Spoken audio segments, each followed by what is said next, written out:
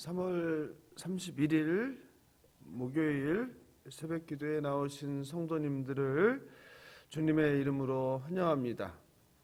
현장에서 또 가정에서 영상으로 함께하는 모든 성도님들께 하나님께서 꼭 필요한 말씀의 은혜를 베풀어 주시길 간구합니다.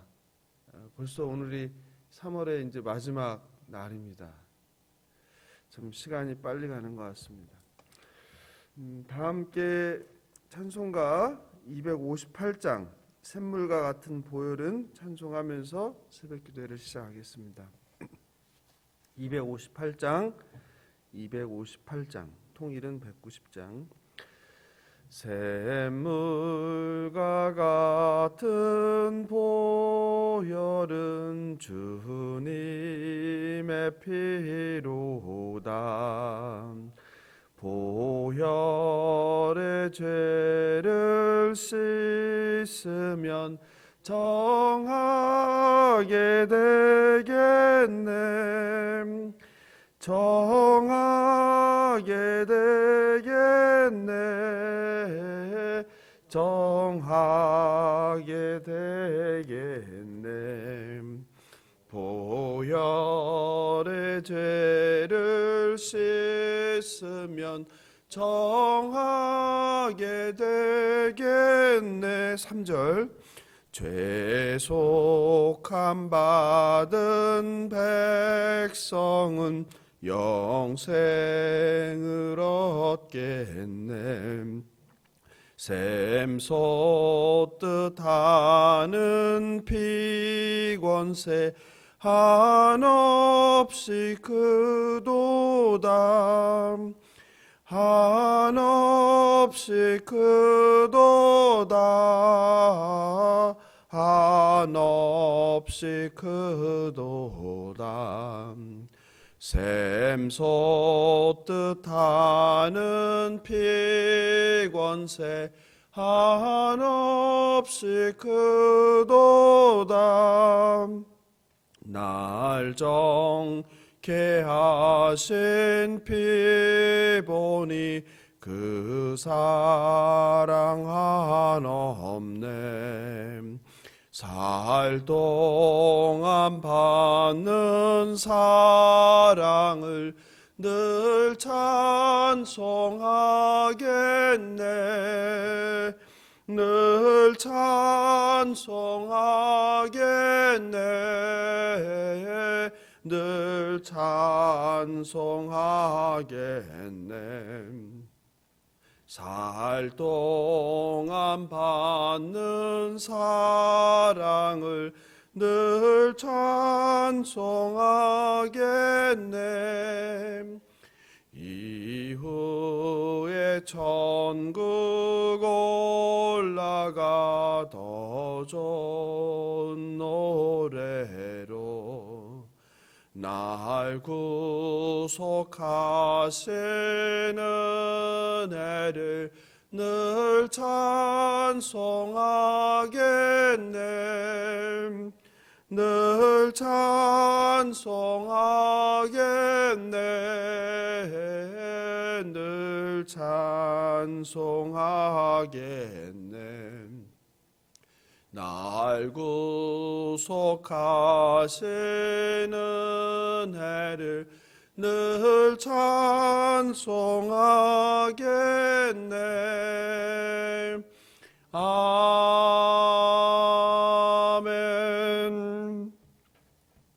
이 시간 우리의 심령을 가난하게 하사 오늘 새벽 기도 시간에 하나님의 거룩한 임재를 경험하게 해달라고, 우리의 마음을 성령 충만케 해달라고, 그리고 우리의 귀와 마음에 할례를 주셔서 선포되는 하나님의 말씀이 우리의 신비 가운데 온전히 새겨지게 해달라고 예수여 한번 부르고 기도하겠습니다. 예수여. 하나님 아버지 감사합니다. 오늘도 저희들에게 새날을 허락하여 주셔서 잠들지 아니하고 일어나 하루의 첫 시작을 하나님께 감사와 찬양의 기도와 그리고 말씀을 듣게 하시니 감사합니다. 하나님께서 허락하지 않으면 저희가 일어날 수 없는 존재임을 고백하오니 주님 모든 감사, 영광과 찬송을 하나님께 올려드립니다. 하나님 오늘도 우리에게 꼭 필요한 생명의 말씀을 주셔서 그 말씀으로 영의 양식으로 세상 가운데서 유혹에 넘어지지 아니하고 살아갈 힘을 허락하여 주시옵소서. 오늘도 주님의 말씀을 듣겠습니다. 주님 말씀하여 주시옵소서.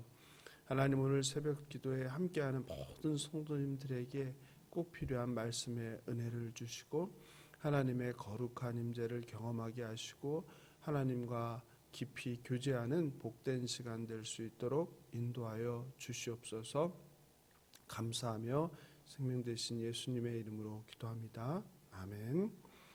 오늘 주실 하나님 말씀은 마태복음 10장 1절에서 6절입니다.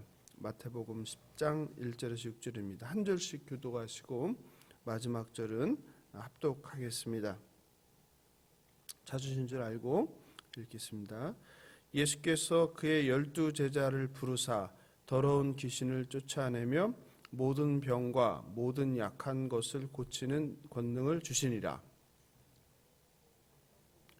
12 사도의 이름은 이러하니 베드로라 하는 시몬을 비롯하여 그의 형제 안드레와 세베대의 아들 야고보와 그의 형제 요한, 빌립과 바돌로메, 도마와 세리마테, 알페오의 아들 야고보와 다데오, 가나나인 시몬 및 가룟 유다 곧 예수를 판 자라. 예수께서 이 12를 내보내시며 명하여 이르시되 이방인의 길로도 가지 말고 사마리아인의 고을에도 들어가지 말고. 함께 읽겠습니다. 오히려 이스라엘 집에 잃어버린 양에게로 가라. 아멘. 이제 10장을 들어가게 되는데요. 10장부터는 이야기의 초점이 예수의 사역에서 제자들의 사역으로 확장하여 이동합니다. 12 제자는 예수님께 권능, 엑수시아라고 하는데요. 이 권능을 받고 이제 하나님 나라를 선포하러 떠나게 됩니다.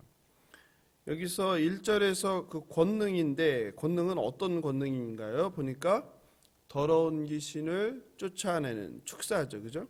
그리고 모든 병과 모든 약한 것을 고치는, 그죠? 병 고침의 능력이죠. 마태는 12 제자의 이름을 2절에서 4절에 걸쳐서 언급하고 있습니다.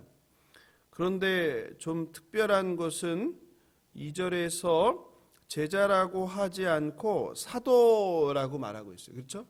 사도라고 나오죠. 2절에 12 사도의 이름은 12 제자의 이름이 아니라 12 사도의 이름을 이렇게 나와요.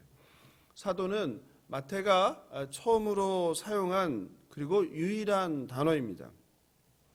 여기에 쓰인 헬라어 아포스텔로라는 동사인데 보내다라는 뜻입니다. 제자가 스승을 따르며 배우고 훈련하는 사람이라면 사도는 사명을 받고 보냄 받은 자를 의미합니다. 즉 예수께서는 이제 제자들을 파송합니다.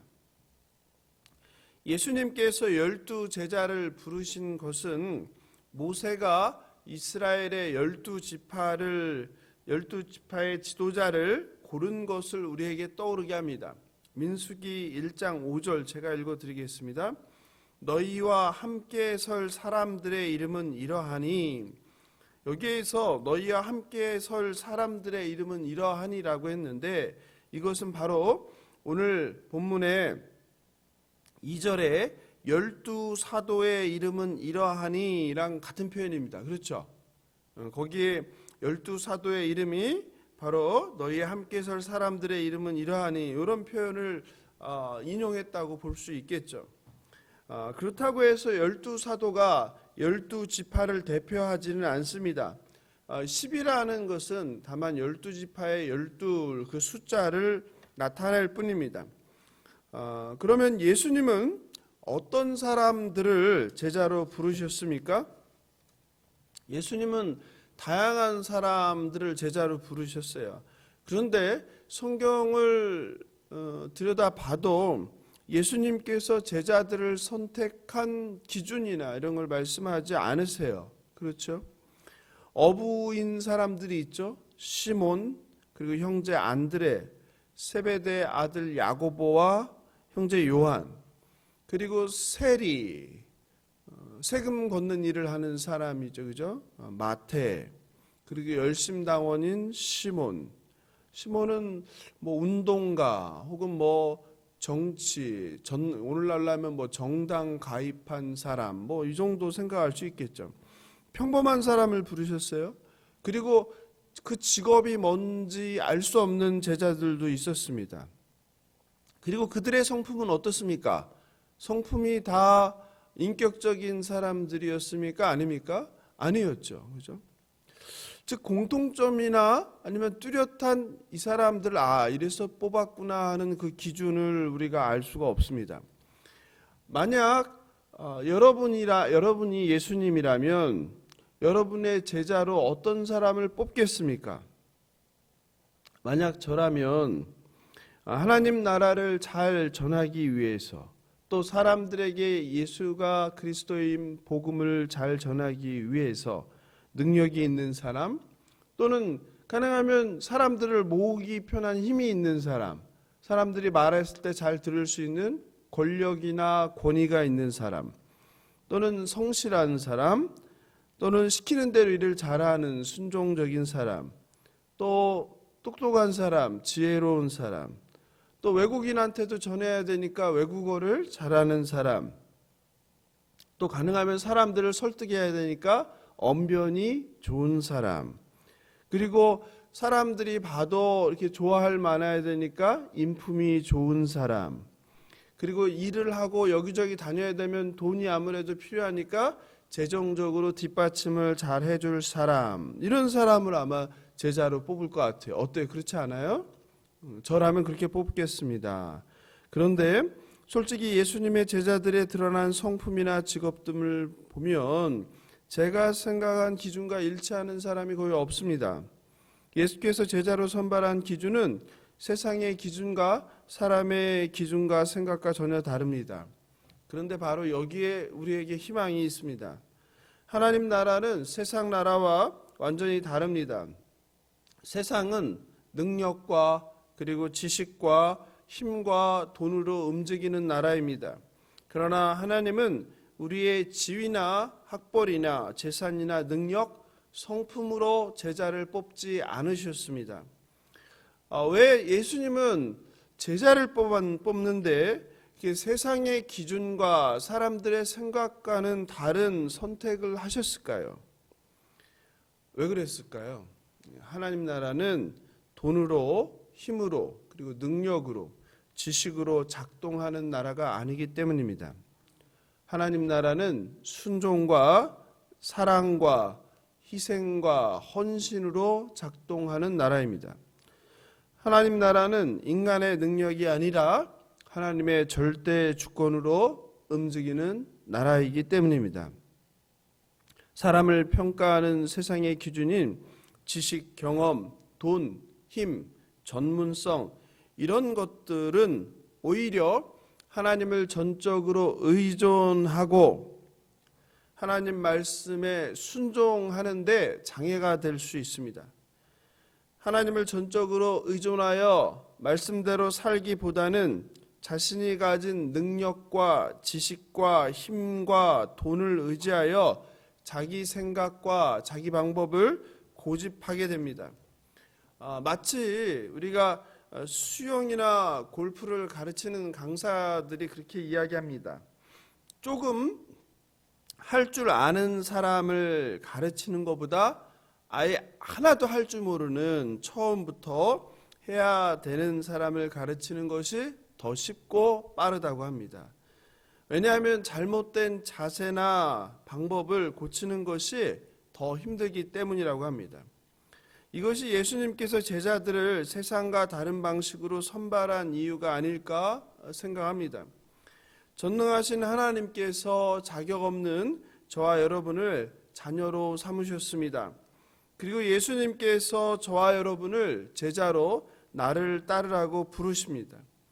이렇게 하나님 나라를 확장하는 일에, 예수가 그리스도임을 전하는 일에 예수님을 따라서 마음껏 쓰임받는 저와 여러분 되길 예수님의 이름으로 축원합니다.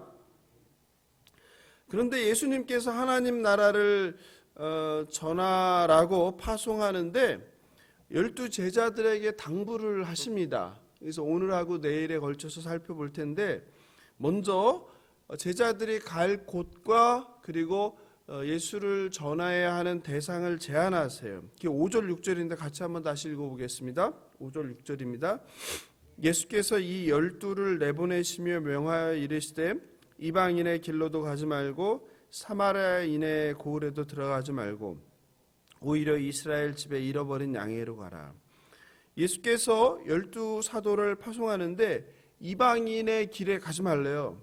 사마리아인의 고을에도 들어가지 말고 오직 잃어버린 양에게 가라고 하세요. 왜 예수님께서는 12 제자가 가야 할 곳과 그리고 예수를 전해야 할 대상을 제안할까요? 이방인에게도 전해야 되고 사마리아인에게도 전해야 되잖아요. 그죠? 근데 왜 이스라엘의 잃어버린 양에게만 가라고 하는 걸까요? 그것은 마태복음의 특징과 관련이 있어요. 마태복음의 청중이 누구이죠? 유대인을 대상으로 한 복음서라고 우리가 보통 이야기하죠. 그러므로 마태는 유대인들을 배려해서 이렇게 이야기하는 것 같아요. 이 구절은 1세기 유대교의 시각을 반영하고 있습니다. 사마리아인들은 인종적으로 혼혈이었고 율법에 불충성하는 것으로 멸시되었습니다. 이방인들은 당연히 이교도들이죠. 이방인은 유대인을 제외한 모든 사람입니다. 사마리아인은 포로기 이후 북이스라엘 백성과 이방인 간의 통혼으로 생겨난 후손들입니다. 유대인은 사마리아인을 개보다 못한 취급을 했습니다. 요한복음 4장 9절입니다. 사마리아 여자가 이르되 당신은 유대인으로서 어찌하여 사마리아 여인인 나에게 물을 달라 하나이까 하니 이는 유대인이 사마리아인과 상종하지 아니함이로라. 유대인과 사마리아인은 접촉도 금지되어 있습니다. 이런 당시 시대 문화적 상황을 고려한 이유입니다. 또 다른 이유는 성경 말씀에 근거합니다. 예수께서 제자들에게 유대인에게 먼저 가라고 한 것은 메시아가 유대인에게 먼저 왔기 때문입니다. 바울도 로마서 1장 16절에서 이야기합니다. 내가 복음을 부끄러워하지 아니하노니 이 복음은 모든 믿는 자에게 구원을 주시는 하나님의 능력이 됨이라. 먼저는 누구에게요? 유대인에게요. 그리고 헬라인에게로다. 구원을 주시는 복음이 유대인에게 먼저 왔다고 바울은 말하고 있습니다. 하나님은 나머지 세상 모든 민족을 향해 복의 통로로 유대인을 선택했습니다. 그러니까 유대인은 누구입니까? 만민을 위한 선민이죠. 그러니까 만민, 모든 민족에게 복음을 전하기 위해서 먼저 선택한 사람들이에요. 그런데 안타깝게도 유대인은 어떤 길을 갔습니까? 만민을 위한 선민으로서 본이 되지 아니하고 배타적 선민이 되었죠. 자신들만이 하나님의 백성이고 남은 자들을 모두 무시하고 천대하였죠. 그걸 배타적 선민이라고 그러죠. 그래서 예수님께서는 사도들에게 이스라엘의 잃어버린 양인 유대인에게 먼저 가라고 명령하셨습니다. 그러나 우리가 기억할 것은 여기서 끝나지 않죠. 예수님께서 십자가에서 죽으시고 부활하신 후에는 이런 복음의 대상이나 그리고 장소에 대한 제한이 사라져 버리죠. 마태복음 24장 14절입니다. 이 천국 복음이 모든 민족에게 증언되기 위하여 온 세상에 전파되리니 그제야 끝이 오리라. 말씀처럼 천국 복음은 유대인들만의 것이 아니라 모든 민족을 위한 것이라고 예수님께서는 말씀하십니다. 그리고 이제 가장 중요한 마태복음 28장 19, 20절에 명령이 나오죠. 마태복음 28장을 한번 찾아볼까요? 맨 뒤에 있죠. 마태복음 28장 19, 20절 같이 한번 읽어보도록 하겠습니다. 그러므로 너희는 가서 모든 민족을 제자로 삼아 아버지와 아들과 성령의 이름으로 침례를 베풀고 내가 너희에게 분부한 모든 것을 가르쳐 지키게 하라. 볼지어라 내가 세상 끝날까지 너희와 항상 함께 있으리라. 여기서 이야기하시죠. 19절에서 누구를요? 너희는 가서 유대인이 아니라 누구를요? 모든 민족을 제자로 삼아. 그렇죠? 모든 민족을 제자로 삼으라는 것이 예수님의 명령입니다. 예수님께서 이 땅에 오신 목적은 결코 유대인, 이스라엘의 하나님만이 아니라 이방인을 포함한 모든 민족을 향한 구원의 약속입니다. 그러므로 이방인의 길이나 사마리아인의 고을에 들어가지 말라고 하신 말씀은 복음은 유대인만을 위한 것이거나 이방인이나 사마리아인을 차별해서 하신 말씀이 결코 아닙니다. 복음 전파의 순서가 먼저 유대인이어야 한다는 의미입니다. 그러므로 선교의 금지가 아닌 선교의 순서를 의미합니다. 마태복음이 유대인만을 위한 복음이라는 것을 고려하면 복음을 이해하는데 오늘 이 말씀을 마태가 기록한 것에 대해 더 이해할 수 있을 것입니다. 누가복음과 요한복음에 비해서 보수적인 시각이 깔려 있는 것이 사실입니다. 하나님의 구원은 인종이나 성별이나 국가와 상관없이 모두를 위한 것입니다. 바울은 갈라디아서 3장 26, 28절에서 말합니다. 너희가 다 믿음으로 말미암아 그리스도 예수 안에서 하나님의 아들이 되었으니 누구든지 그리스도와 합하기 위하여 침례를 받은 자는 그리스도로 옷 입었느니라. 너희는 유대인이나 헬라인이나 종이나 자유인이나 남자나 여자나 다 그리스도 예수 안에서 하나이니라. 아멘. 말씀을 마무리합니다. 마태는 예수께서 처음에 제자들을 유대인들에게 먼저 보내셨다는 사실을 기록함으로 인해서 누구에게요? 이 복음서, 이 말씀을 전하고자 하는 그 청중인 유대인들에게 하나님의 약속의 말씀이 성취되었다는 것을 강조합니다. 예수께서 12 제자를 부르신 것은 제자들의 성품, 제자들의 학력, 제자들의 교양, 직업, 제자들의 가문, 또 제자들의 재산 등과 전혀 상관이 없습니다. 제자로의 부르심은 예수님께서 그들을 불렀고 그리고 부름받은 제자들의 무조건적인 순종만 있을 뿐입니다. 그런데 안타깝게도 오늘날 교회에서 리더를 세울 때 세상의 기준으로 하는 경우가 너무 많습니다.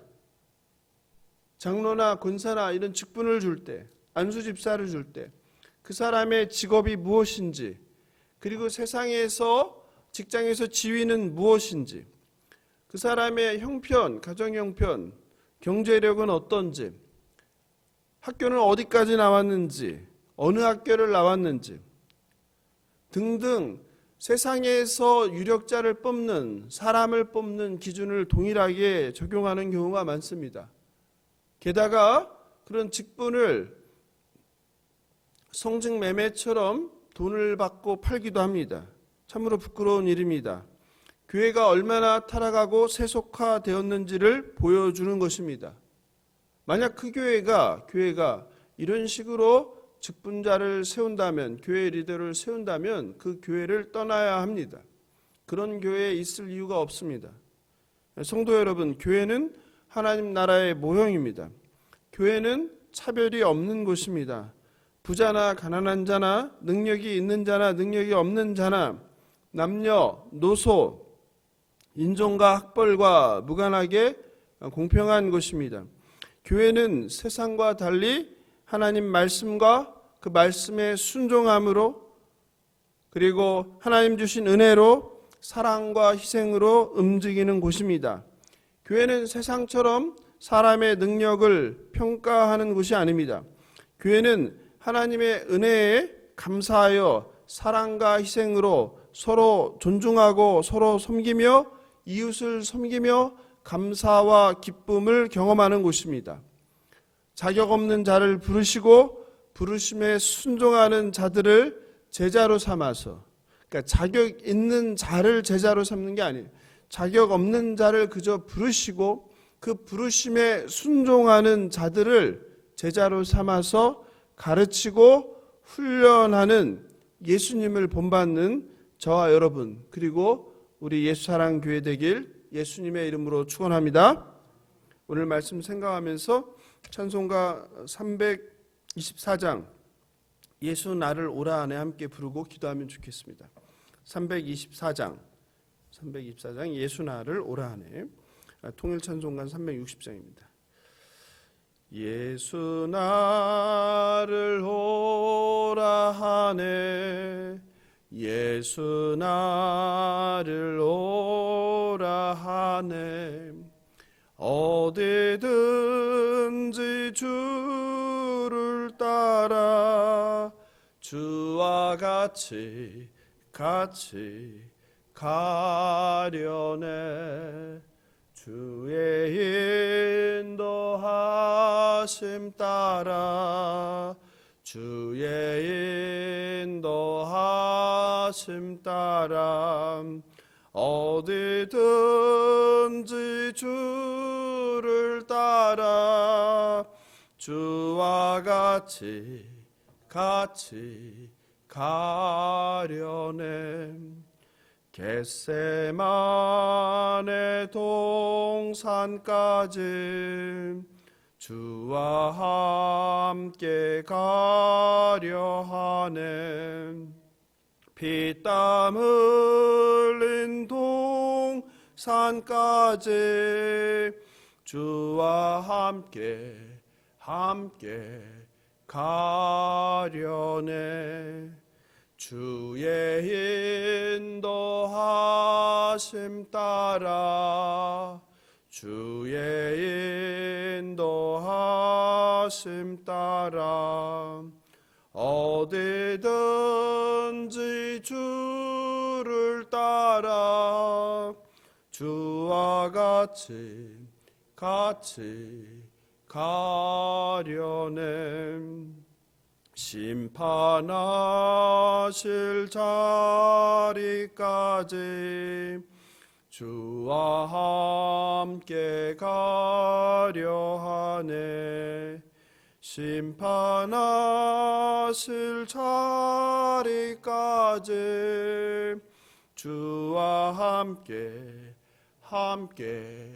가려네, 주의 인도하심 따라 주의 인도하심 따라 어디든지 주를 따라 주와 같이 가려네, 주가 크신 은혜 내려 나를 항상 돌보시고 크신 영광 보여주며 나와 함께 가시네, 주의 인도하심 따라 주의 인도하심 따라 어디든지 주를 따라 주와 같이 가려네. 이 시간 오늘 말씀 붙잡고 기도할 때 예수님의 부르심에 아멘으로 순종하며 제자 되는 저와 여러분 되게 해달라고 기도하면 좋겠습니다. 자격 없는 저와 여러분을 하나님의 자녀로 삼으시고 예수님의 제자로 부르심에 감사하며 그 말씀에 순종하며 예수님 가신 그 십자가의 길을, 자기 십자가를 지고 자기를 부인하고 따라가는 우리들 되게 해달라고 기도하면 좋겠습니다. 그리고 교회를 위해서, 그리고 나라와 민족과 열방을 위해서 그리고 환우들을 위해서, 그리고 여러분 각자의 기도 제목 하면 좋겠습니다. 예수여 한번 부르고 기도하겠습니다. 예수여